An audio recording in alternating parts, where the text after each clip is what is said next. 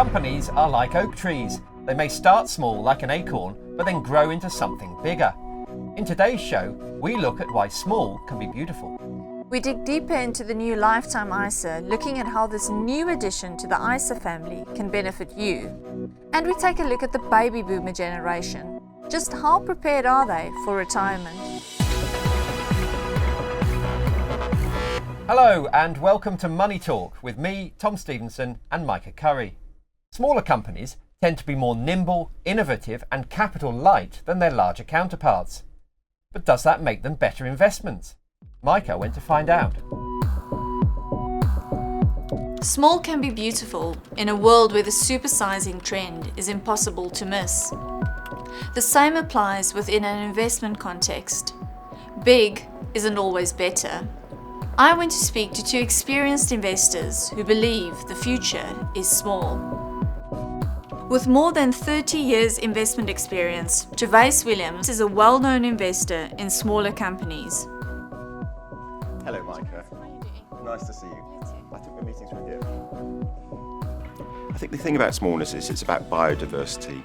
The mainstream markets are dominated by large companies, which in themselves have been successful over many years, but have a pattern of performance which is different from smallness. And so it's about diversification, moving away from just relying on largeness into an area where perhaps small companies which can buck the economic trend, companies which can grow when the world's not growing, some of them, not all of them, and most particularly companies which are perhaps exposed to some of the newer trends coming through, some of the niche companies coming through. How small is small? Really good question, because what's small to some people may be big to someone else. It's not a clear definition. If you look at some of the largest companies in the US, they are very substantial, but what they call small companies would be quite big companies compared to many of the companies that are quoted in the UK. So the UK has a heritage of smallness.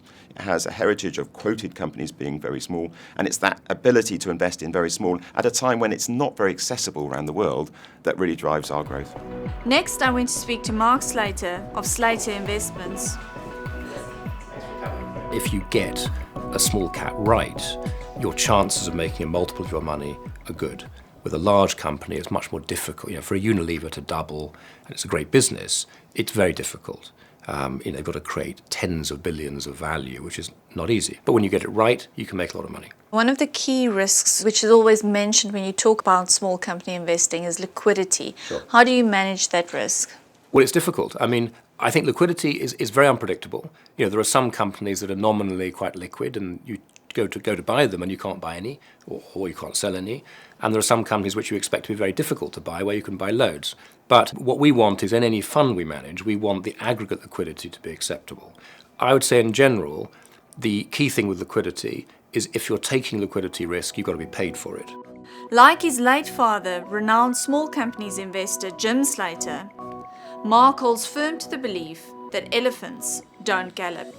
I think where small companies are attractive, particularly in a world where there's a lack of demand, is there's always something good going on. There are always a number of niches that are attractive.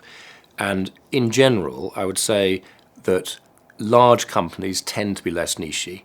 At any time, even in the worst points of 2008, 2009, there were interesting areas of the economy that were doing very, very well. So small companies can give you that exposure.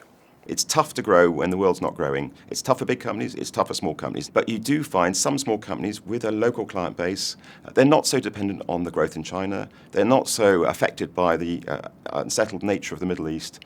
They have a local presence, they have a local customer base. They can invest for productivity improvements because they're investing on a small scale basis at a time perhaps when big companies are struggling. So smallness is about moving beyond the credit boom and growing at a time when perhaps markets are more difficult. Big companies are often favoured because they pay dividends, but you see an income story within the smaller company space. Really, we're interested in companies which can generate a yield in time, but most particularly how much they can grow that dividend yield. Now, if you go back to the 70s and the 60s and the 50s, when the world was unsettled, when the UK had a stop-go economy, when we had problems with the exchange rate and interest rate rises and deflation in the 60s, small companies, through agility, through being able to invest at a time when others couldn't, actually delivered more dividend growth. So we think, although you might not always get such a good yield at entry, there'll be more dividend growth. Because it's easier to grow a business from a low base, smaller companies offer the greatest potential for future earnings growth.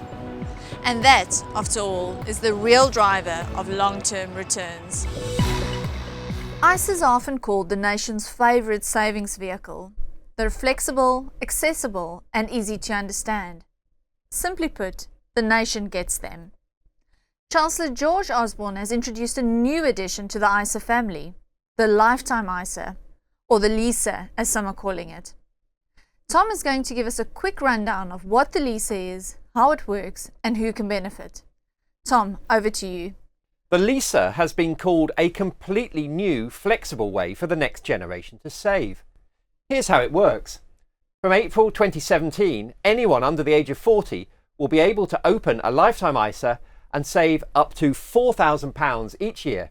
For every £4 they save, the government will chip in a further £1, up to a maximum of £1,000 a year. That's £5,000 in total that you can shelter from the taxman every year until you're 50.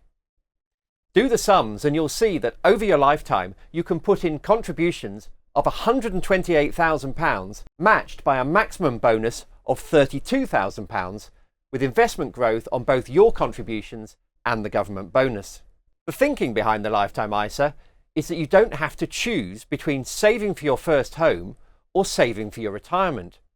You can use the funds to buy a first home worth up to £450,000, or the funds can be withdrawn from age 60 to help fund your retirement. If you need the money for any other purposes, a 5% charge will be applied. You'll have the accessibility of an ISA with the added incentive to put something away for your golden years. Retirement creeps up on us before we know it, as the so-called baby boomer generation can testify.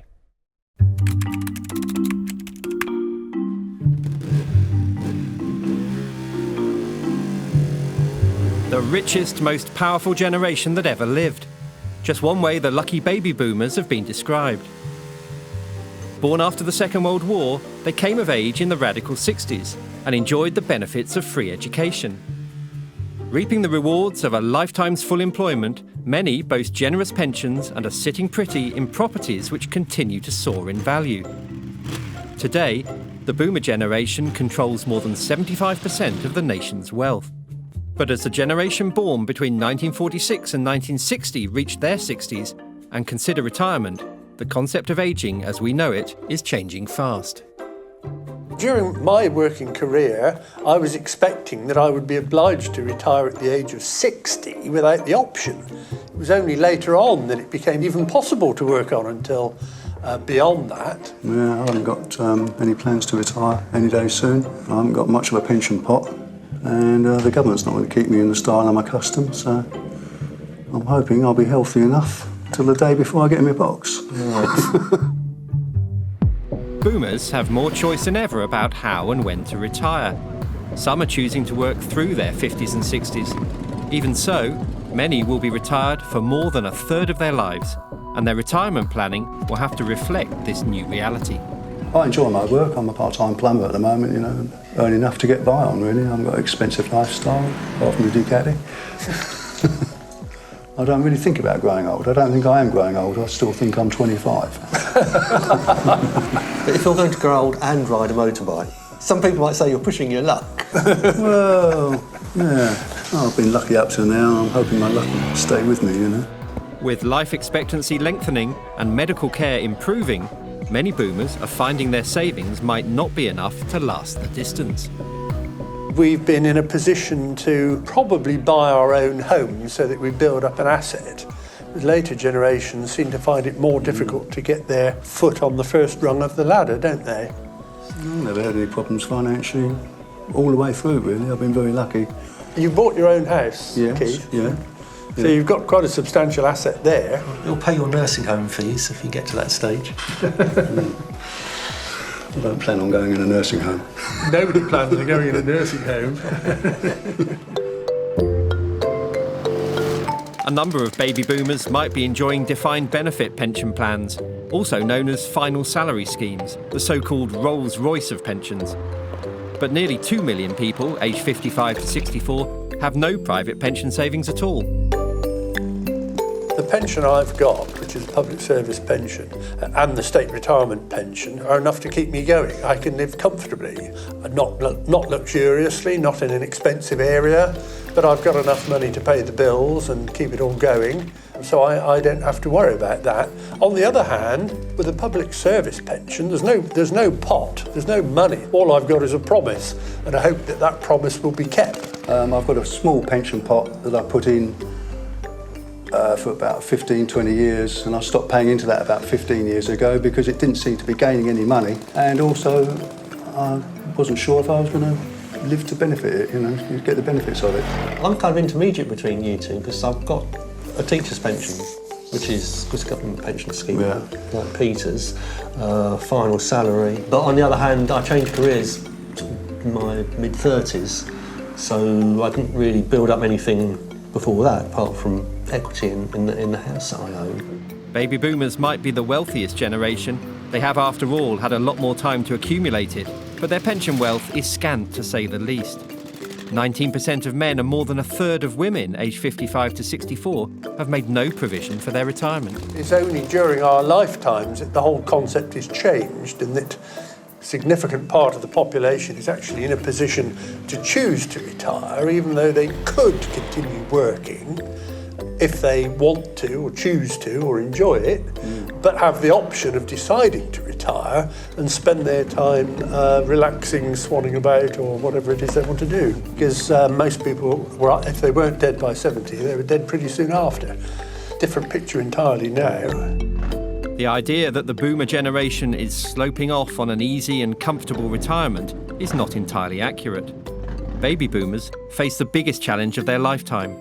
Against a backdrop of volatile markets and record low interest rates, they need to ensure that their pension savings last for as long as they do.